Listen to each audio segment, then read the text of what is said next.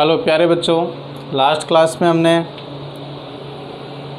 वर्ण विक्षेपण, प्रकीर्णन और प्रकीर्णन पे आधारित कुछ उदाहरण और इंद्रधनुष और इंद्रधनुष के प्रकार ये देखे हमने। आज हम जो हैं वो पढ़ेंगे प्रकाशिकी यंत्र, मतलब ऑप्टिकल जो इंस्ट्रूमेंट हैं जिनके अंदर मतलब प्रकाशिकी यंत्र क्या हैं।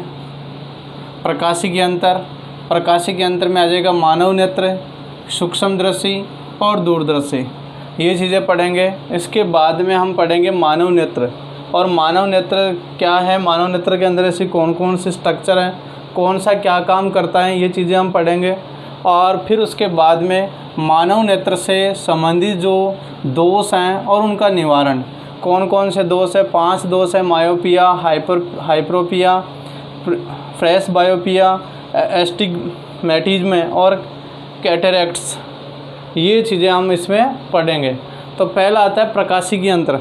प्रकाशिकी यंत्र क्या है, मतलब वे उपकरण जिनके अंदर प्रकाशिक किरणों के सिद्धांत कार्य करते हैं या प्रकाशिक किरणों के जो सिद्धांत हैं उनके आधार पर प्रतिबिंब बनता है, उसको हम क्या बोलेंगे, प्रकाशिकी यंत्र बोलेंगे। प्रकाशिकी यंत्र के उदाहरण में आ जाएगा मानव नेत्र।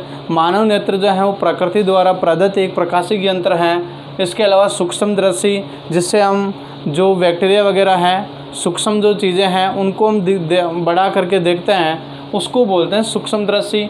दूरदर्शी जैसे टेलीस्कोप है, मतलब हमें दूर की वस्तुएं, खगोल शास्त्र के अंदर खगोल विज्ञान पढ़ोगे तो वहाँ पे जो अपने जो पिंड है, आकाशीय पिंड है, खगोलीय पिंड है और ग्रह वगैरह हैं, आकाशगंगा के बाहर की तरफ हमें देखना है तो दूर की वस्तुओं को देखने के लिए जिस उपकरण का उपयोग करते हैं वो है दूरदर्शी। तो ये चीज़ें आज हम इसी पे फोकस करेंगे। मानव नेत्र। मानव नेत्र एक क्या है, प्रकृति द्वारा प्रदत्त एक प्रकाशिकी यंत्र है।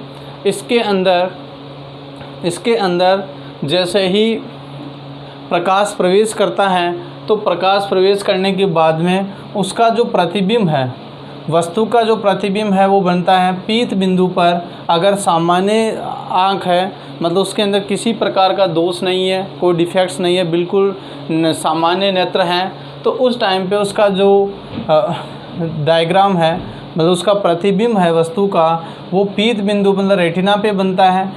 एक पीत बिंदु पे जहाँ से वस्तु जो है उसका प्रतिबिंब स्पष्ट दिखाई देता है वो उल्टा बनता है, ये ध्यान रखना है। प्रतिबिंब उल्टा बनता है, लेकिन हमें तो क्या सीधा दिखाई देता है। आँख के अंदर कैसा बना है, उसका प्रतिबिंब उल्टा बना है, वास्तविक बना है, मतलब एक पर्दे की तरह काम कर रहा है। मैंने कहा था आपको लास्ट क्लास में कि एक वास्तविक प्रतिबिंब को प्राप्त करने के लिए पर्दे की आवश्यकता होती है। और वो पर्दा यहाँ क्या है, आँख के अंदर रेटिना है, मतलब रेटिना एक क्या कर रहा है, पर्दे की तरह काम कर रहा है। इसके अंदर एक क्या है, उत्तल लेंस है। और इस उत्तल लेंस जो है, इस उत्तल लेंस का जो फोकस बिंदु है वो क्या है, 2.5 सेंटीमीटर, और इसका अपवर्तनांक जो है वो 1.368 से 1.404 तक वेरी होता है।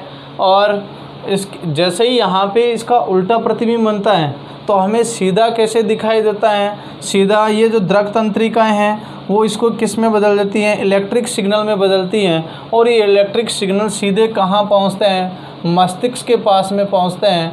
और मस्तिष्क जो है, इसका ब्रेन जो है वो क्या करता है, इसको प्रतिबिंब को क्या करता है, सीधा करके दिखाता है। तो ये ध्यान रखना हमें कि हमेशा रेटिना पे जो प्रतिबिंब है वो उल्टा बनता है, वास्तविक बनता है। और दृक तंत्रिकाएँ इस प्रतिबिंब को किस तक पहुंचा देती हैं, मस्तिष्क तक पहुंचाती हैं। और मस्तिष्क क्या कर देता है, उसको सीधा कर देता है, हमें सीधा ही दिखाई देता है। ये प्रोसेस बहुत ही नैनो सेकंड से भी कम टाइम लगता है।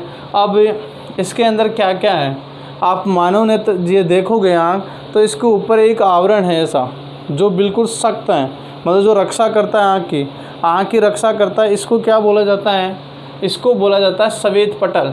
ये बाहरी जो आघात हैं उनसे रक्षा करता है, तो ये श्वेत पटल। फिर उसके अंदर एक आता है रक्तक पटल, और रक्तक पटल के अंदर आता है दृष्टि पटल, जिसको रेटिना भी बोलता है। और इसके अंदर जो है वो भरा रहता है काचाभ द्रव। काचाभ द्रव पारदर्शी द्रव है ये। और एक रहता है मानव नेत्र, ये उत्तल लेंस रहता है जो जिसको हम नेत्र लेंस भी बोलते हैं। इसकी फोकस दूरी अपवर्तनांक। और इस नेत्र के अंदर आप देखोगे इस जगह पे एक ब्लैक कलर का ऐसे गोल गोल ऐसे सर्किल नज़र आ रहा है ऐसा। इसके अंदर जो बीच में जो छिद्र है उसको बोला जाता है पुतली या छिद्र, और इसका बाहर का जो पूरा आवरण इसको बोला जाता है परितारिका मतलब आइरस बोला जाता है। और कॉर्निया या स्वच्छ मंडल मतलब कॉर्निया जो है ये वाइट कलर का जो है, इस ब्लैक कलर को छोड़ के ये वाइट कलर का जो है उसको क्या बोला जाता है कॉर्निया। जिस जो नेत्रदान किया जाता है वो हमेशा किसका होता है, कॉर्निया का होता है। कॉर्निया ही दूसरे के प्रत्यारोपित की जाती हैं, उसको ही बोला जाता है नेत्र लेंस। किसी का नेत्र जो है सही है तो उनको उठा के वहाँ से दूसरे के प्रत्यारोपित कर दिया जाता है, तो ये नेत्र लेंस है। इसके बाद में परितारिका पुतली के द्वारा प्रकाश क्या होता है अंदर जाता है। परितारिका ये क्या करते हैं, जैसे ही उसके आकार वगैरह को सिकुड़ना है तो सिलिसरी पेशियाँ किसको चेंज करती हैं, सिलिसरी पेशियाँ किसको करती हैं, जो सिलिसरी मांसपेशियाँ हैं वो इस मानव जो ये उत्तल लेंस है इसको क्या करती हैं, उसको मोटा या फिर पतला कर सकते हैं, मतलब इसके आकार को क्या कर सकते हैं, बढ़ा सकती हैं। इसी को हम समजन क्षमता बोलते हैं आँख की, कि सिलिसरी मांसपेशियों द्वारा मानव नेत्र की सिलिसरी मांसपेशियों द्वारा जो उत्तल लेंस है उसकी फोकस दूरी को बदलने की क्षमता क्या कहलाती है, समजन क्षमता कहलाती है। और इसी के अंदर आप देखोगे कि निकट बिंदु क्या हो गया, वह न्यूनतम दूरी। ये मान लो कि आँख है, अब इस आँख से न्यूनतम जो डिस्टेंस है जहाँ से वस्तु हमें क्या दिखाई दे रही है, स्पष्ट दिखाई देती हैं, उसको बोलते हैं न्यूनतम दूरी। और वह अधिकतम दूरी जहाँ से वस्तु क्या दिखाई देती है, स्पष्ट दिखाई देती है, उसको क्या बोला जाता है, दूर बिंदु।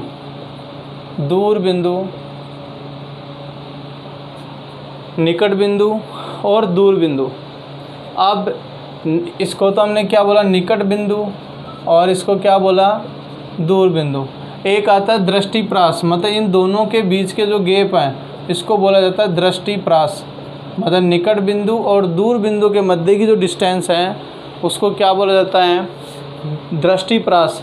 ये दृष्टिप्रास जो है सामान्यतः अनंत होती है, लेकिन ये ध्यान रखना है सामान्य आँख है तो न्यूनतम दूरी जो है वो 25 सेंटीमीटर होती है, और सामान्य अगर आँख है उस आसानी से दिखाई देता है तो ये दूर बिंदु जो है वो अनंत पर होता है, मतलब काफ़ी दूर होता है। तो ये ध्यान रखना है कि निकट बिंदु क्या है, दृष्टिप्रास क्या है, दूर बिंदु क्या है, और किस प्रकार से मानव नेत्र के अंदर क्या क्या चीज़ें हैं, उनका कार्य भी हमने इसको लगभग बता दिया आपको। और जो जलीय द्रव हैं जिसको हम आंसू भी बोलते हैं वो भी हमने देखा। अब बात करते हैं हम मानव नेत्र से संबंधित कुछ दोष। मानव नेत्र से संबंधित पहला जो दोष है वो है निकट दृष्टि दोष, जिसको हम बोलते हैं मायोपिया। निकट दृष्टि दोष के अंदर क्या होगा, पास की वस्तुएं स्पष्ट दिखाई देती हैं लेकिन दूर की वस्तुएं क्या है, स्पष्ट दिखाई नहीं देती हैं। पास की वस्तुएं स्पष्ट दिखाई देगी और दूर की वस्तुएं स्पष्ट दिखाई नहीं देती हैं। ऐसा क्यों होता है, कारण जो है इसमें, कारण जो है वो क्या हो जाएगा कि जो प्रतिबिंब है वो रेटिना के सामने ही बन जाता है, मतलब पहले ही बन जाता है। उसका रीज़न जो है या तो फोकस बिंदु कम होना, नेत्र लेंस की फोकस दूरी कम होना, या फिर नेत्र लेंस और रेटिना के मध्य की दूरी बढ़ना। मतलब होता क्या है, इस आँख के अंदर जैसे रेटिना यहाँ पर है तो ये प्रकाश जब इसके अंदर प्रवेश करता है तो पहले ही क्या हो जाता है, इस जगह पे ये क्या हो गया, कट गया। तो अब भी रेटिना यहाँ रह गया, रेटिना के पहले ही बन गया, इसीलिए इसको क्या बोल दिया गया, निकट दृष्टि दोष। मतलब इसमें पास की वस्तुएं स्पष्ट दिखाई दे रही है लेकिन दूर की वस्तु स्पष्ट दिखाई नहीं दे रही है। तो इस प्रकाश को क्या करना है, इस प्रकाश को हमें फैलाना है। इस प्रकाश को क्या करना है, फैलाना है, इसको अनंत पे लेके जाना है ताकि हमें दूर की वस्तु क्या हो, स्पष्ट दिखाई दे। तो इसके लिए क्या करेंगे, हम इस वस्तु और नेत्र लेंस के मध्य क्या लगा दिया जाएगा, एक अवतल लेंस लगा दिया जाएगा। अवतल लेंस लगा दिया जाता है, जिससे चश्मा के अंदर क्या लगा दिया जाएगा, अवतल लेंस, अवतल प्रकार का लेंस लगाएंगे, जिससे क्या होगा, और वो इस जैसे ही ये यहाँ लगाया जाएगा तो अब जो प्रकाश है वो कहाँ फोकसित होने लग जाएगा, ये रेटिना पे होने लग जाएगा वापस, तो वस्तु हमें दिखाई देने लग जाएगी। तो निवारण क्या हो गया, अवतल लेंस लगा के, और क्या है, रेटिना के पहले ही बन जाता है, इसीलिए इसको निकट दृष्टि दोष कहा जाता है। इसके बाद में आता है दूरदृष्टि दोष। दूरदृष्टि दोष, दूरदृष्टि दोष के अंदर जो प्रतिबिंब है वो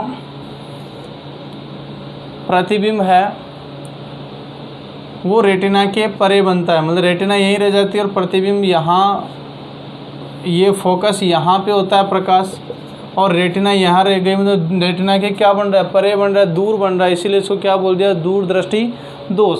इसके अंदर क्या होता है, दूर की वस्तु जो है वो स्पष्ट दिखाई देती हैं और पास की वस्तु स्पष्ट दिखाई नहीं देती हैं। उसका कारण है नेत्र लेंस की फोकस दूरी बढ़ जाना और नेत्र लेंस और रेटिना के मध्य की दूरी घट जाना। ये क्या हो जाएगा, इस दूरदृष्टि दोष के कारण है। निवारण के लिए क्या किया जाए, निवारण के लिए आप देखोगे इसको क्या करना है, जो फैल रहा है प्रकाश ज़्यादा दूर फैल रहा है, उसको क्या करना है, अपसरित प्रकाश को अभिसरित करना है, मतलब उसको एक जगह करना है। तो हमें क्या करना पड़ेगा, एक उत्तल लेंस लगाना पड़ता है।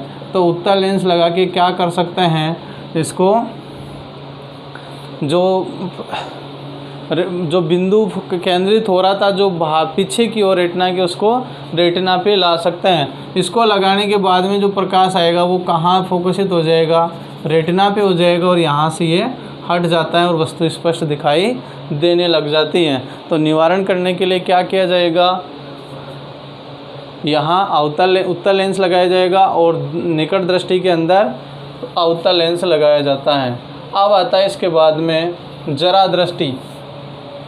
जरा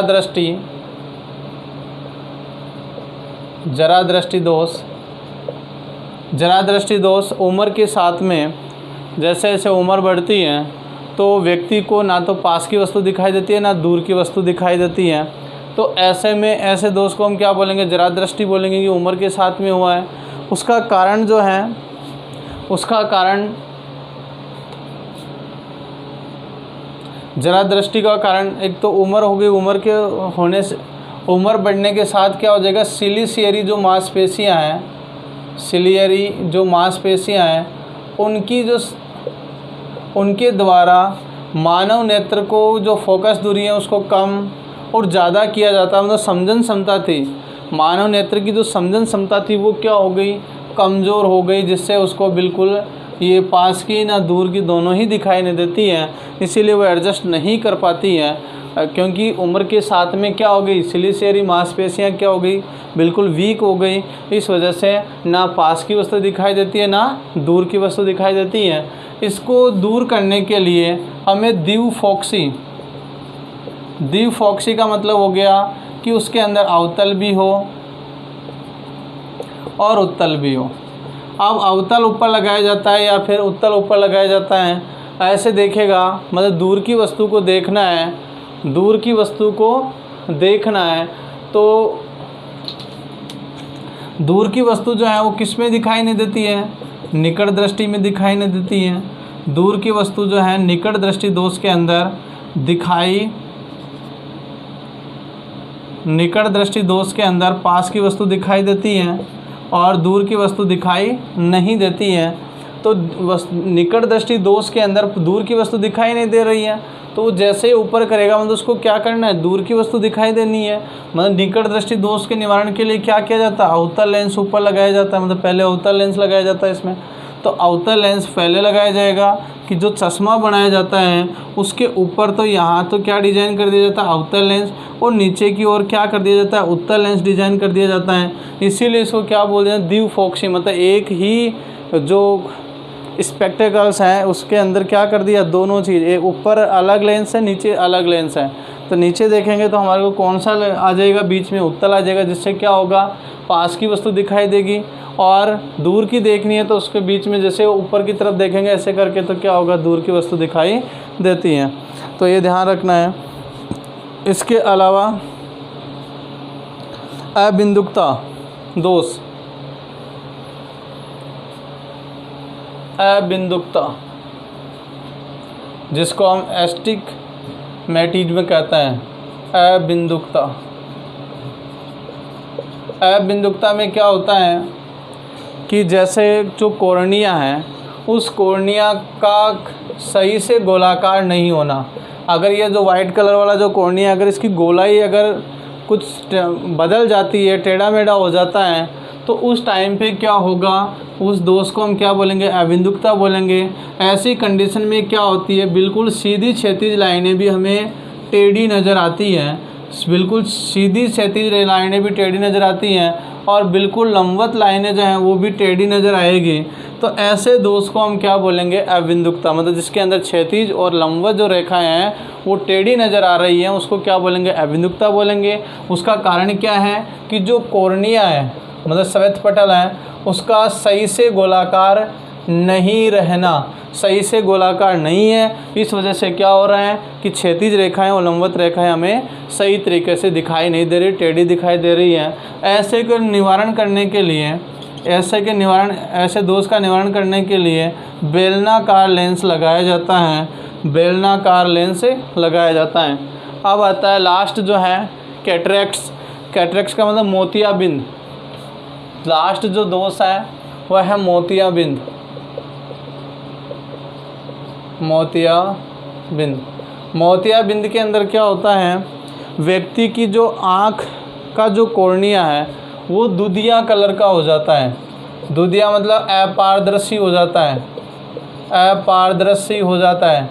मतलब ये क्या करता है, प्रकाश को अंदर नहीं जाने देता, उसको क्या कर देता है, परावर्तित कर देता है अंदर जाने के बजाय। मतलब अपवर्तन होने के बजाय क्या हो गया, परावर्तन हो गया, जिससे व्यक्ति को वस्तुएं दिखाई नहीं देती है। इसी के अंदर इसको बोलते हैं एक काला मोतियाबिंद, मतलब एक काला पानी भरना, उसको हम क्या बोलेंगे, मोतियाबिंद। तो इसको दूर करने के लिए क्या किया जाता है, जो नेत्र जो है मानव नेत्र, आँख का जो नेत्र है उसको क्या हो गया, दूधिया हो गया। तो इसको हटाकर एक नया लेंस लगा दिया जाता है जिसको बोला जाता है इंट्राओक्यूलर लेंस। ये बिल्कुल ये लेज़र ऑपरेशन द्वारा कर दिया जाता है। पुराने टाइम में क्या होता था, मोतियाबिंद को हटाने के लिए आँख पे एक मोटा चश्मा, काला मोटा चश्मा लगाना पड़ता था, जिससे काफ़ी तकलीफ़ आती थी और शल्य मतलब चीरा फाड़ा भी ज़्यादा होता था। शल्य चिकित्सा द्वारा किया जाता था ये। तो ये ऑपरेशन करके फिर आजकल क्या है, केवल इंट्राओक्यूलर लेंस उसके अंदर डाल दिया जाता है, जिससे वस्तुएं उसको दिखाई देने लग जाती हैं।